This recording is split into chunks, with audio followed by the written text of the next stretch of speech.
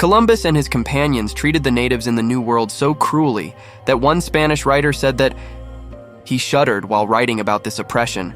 Columbus's force killed 8,000 people on just one island. 8 million people. Those who lived for thousands of years in a world of love and peace. The Native Americans. How did they see such bad days? How did Columbus become a villain instead of a hero? How did his last days? One day, a few people asked Columbus, "What landmark did you achieve by discovering the route to Asia? Anyone else would have done it if they hadn't." Columbus sent for eggs and asked the audience to make them stand upright. People tried hard but failed, as eggs rolled in one direction or the other. Columbus picked up an egg, hit it on the table, and cracked it a little. After that, Columbus easily placed it upright on the table. Thus, Columbus conveyed the audience that an accomplished task looks easy for others to do, but the real credit for success goes to the one who did it first. This incident may be a legend or a fictitious story, but Columbus once again impressed the Spanish rulers. He demanded from the rulers that a large force be sent with him to the New World, or the New Asia, to enable him to bring gold from the territories he discovered so that it could be deposited in Spain with the king and queen. He also lured the Spanish government with slaves, saying they would prove to be very good slaves in Spain. The rulers of Spain were so impressed by what Columbus said that they gave him a fleet of 17 ships. 300 crewmen and a group of soldiers were included in these ships. The soldiers had swords, guns, and a large amount of weapons. They also trained bloodthirsty dogs. All this increased the force of Columbus compared to the previous voyage. On the first trip, he only had 90 people with him. While this time around 2,000 force was with him, this force could easily crush the entire population of Hispaniola. Columbus took the fleet to Hispaniola at full pace, but he was shocked when he landed on the shore. The 49 men that Columbus had left behind at Fort Navidad had been killed. After Columbus had left for Spain, these people would roam around in search of gold. They would abduct women and children to keep them for abuse and to put them into forced labor.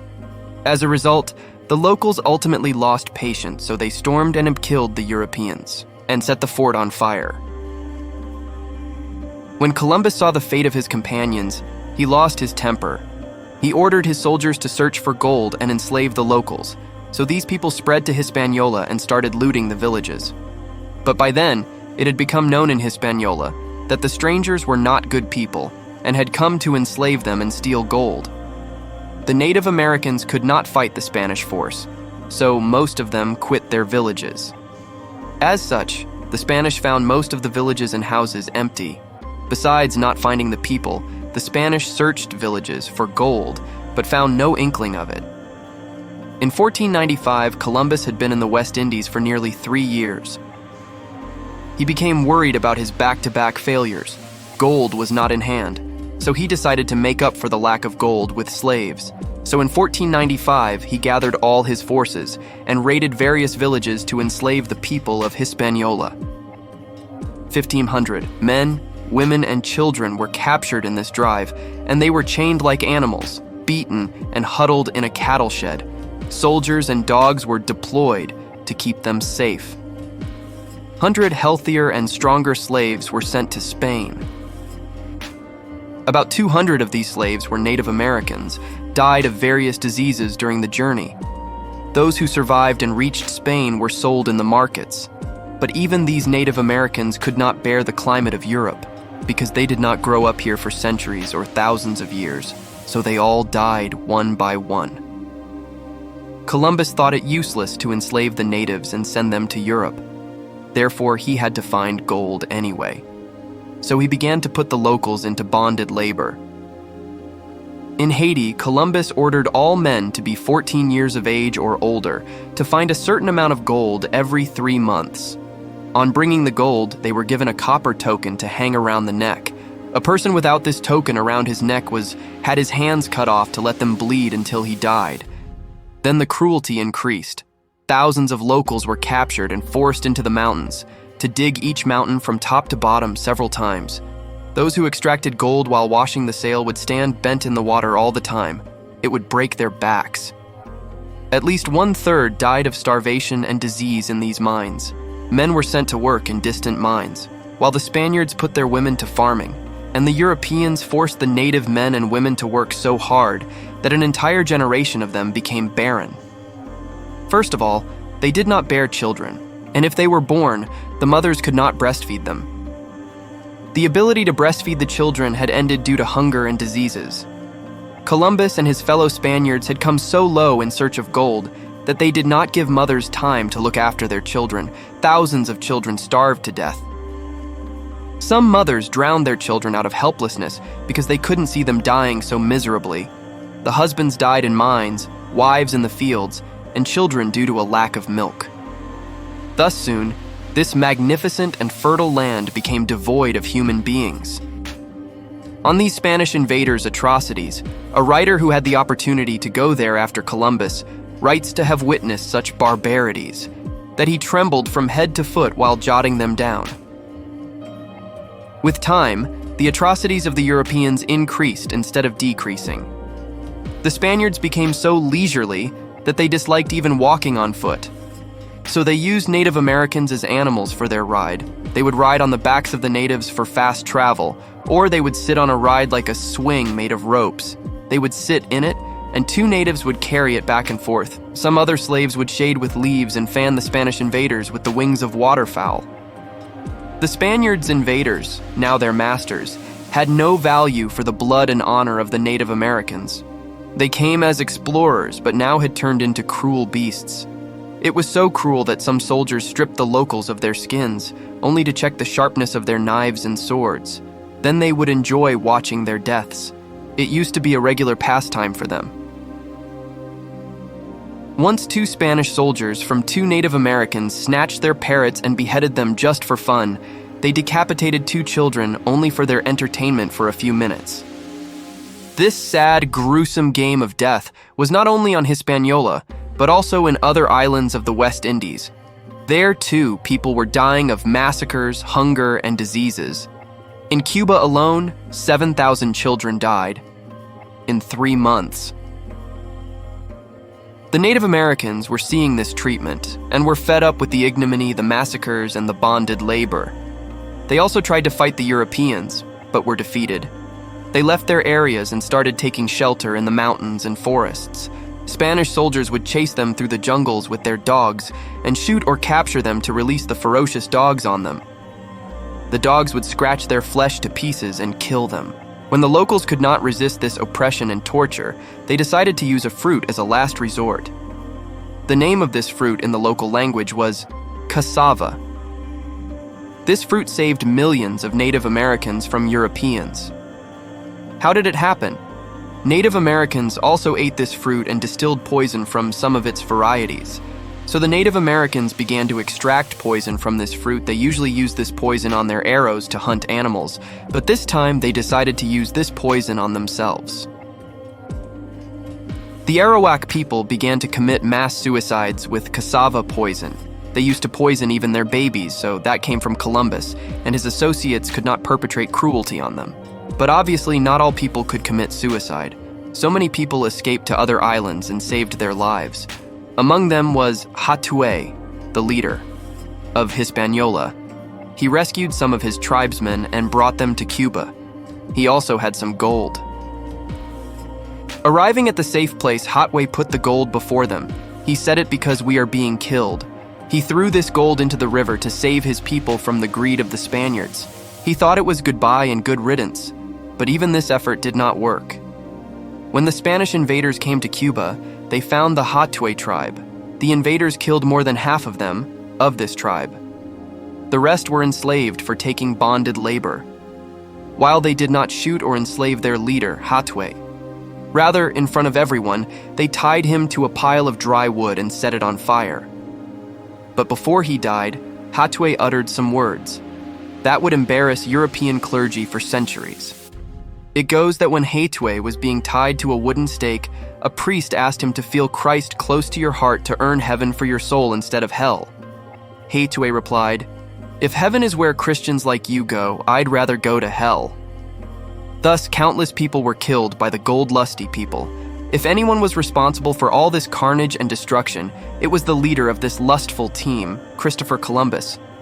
Despite his greed and cruelty, he did not send the promised amount of gold to Spain. Instead of gold, complaints galore against him reached the royal court. Columbus's stories of killing and brutalizing the Native Americans broke the hearts of many people in Spain. The downfall of Columbus was about to begin with the role of his two brothers. Columbus also brought his two brothers to Hispaniola. When Columbus returned to Spain for the second time in 1496, he put his brothers in charge of the island in his place. His brothers made the cruel system of Columbus even more dangerous. Columbus started this system by making it the duty of Native American chiefs to extract gold from the mountains under his supervision. But in the absence of Columbus, his brothers ended the policy of Columbus and directly exploited the Native Americans and gave contracts to their favorites. But the Spaniards brought to the New World were not given favors, so they and the local tribal chiefs became angry. The Spaniards were also angry that they believed Columbus's tales of gold. However, after reaching Hispaniola, they did not find any gold there. So these people rebelled against Columbus and his brothers, and piled complaints against Columbus in the royal court of Spain. The court sent the Chief Justice of Spain to Hispaniola to investigate. By then, Columbus had reached South America, where Venezuela is today. Here, too, he was searching for gold, like a madman, for he had hitherto believed that he had discovered Asia and China from the other side. As in Marco Polo's travelogues, if there is gold, it will be there. Although he had clearly failed to explore the areas written in these travelogues, but he was not ready to understand, or perhaps he was not capable of it. So in Venezuela, he did not get gold, and he returned to Hispaniola. This time, his day of reckoning awaited him. The Spanish judge had arrived in Hispaniola and was against Columbus, had heard the complaints of the Spanish settlers and Native Americans. He heard against Columbus and knew his position, which led to the decision. Then he put Columbus and his two brothers in chains and sent the 3 prisoners to Spain in October 1500. But Columbus was very shrewd and had a lot of convincing power. So he prepared a letter to the rulers of Spain during his return journey. Although this letter was a desperate effort, it convinced the king and queen. He wrote that although he could not find the gold yet, he was very close to it. After reading the letter, the king and queen ordered his release and also had a meeting with him in Granada in December 1500. Columbus assured them if he was allowed to visit the same island again, he would return only after finding gold. So they agreed, permitted him to go last time, and provided him with resources. Columbus was allowed to travel, this time, but he was removed as governor of the newly discovered lands. Now he was returning not as a governor, but as an ordinary explorer. In 1522, Columbus set out on his 4th and final voyage. He was so given to the illusion of Asia that he hoped to meet the Portuguese explorer Vasco da Gama there. When Vasco da Gama discovered a route to Asia from under Africa, which was obviously not the place where Columbus had landed, it was thousands of miles away. Columbus also searched for gold in Honduras, Panama, and Nicaragua, but he did not get gold. Once he was stranded in the Jamaican port of Santa Gloria, along with 50 others. He had run out of food and could not even find his way back. He anchored his ship ashore and sent some companions in a boat to find a way to reach Hispaniola. After their departure, a difficult period began for Columbus. He was running out of food, and the locals were not willing to give him this. So, when food ran out, Columbus played a strange trick with the Native Americans. He threatened the chiefs of the Native Americans. He said God was angry with the locals who were slow to give his followers food. So he has decided to teach them a lesson through famine and disease. He also said that God would reveal a clear sign in heaven regarding the punishment of the natives. So Columbus asked the chiefs to watch the moon carefully in the sky that night, because that night, the moon will appear red and burning. Obviously, there was no divine punishment for the Native Americans, but what Columbus said was true to some extent, that he knew about the burning of the moon.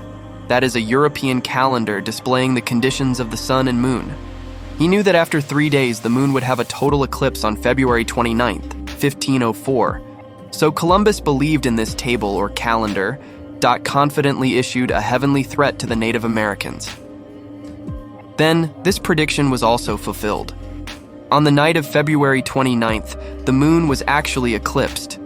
The Native Americans saw the lunar eclipse and accepted Columbus's words. So, out of fear, they provided food and drink to Columbus and his companions. Columbus had to spend almost a year in Jamaica.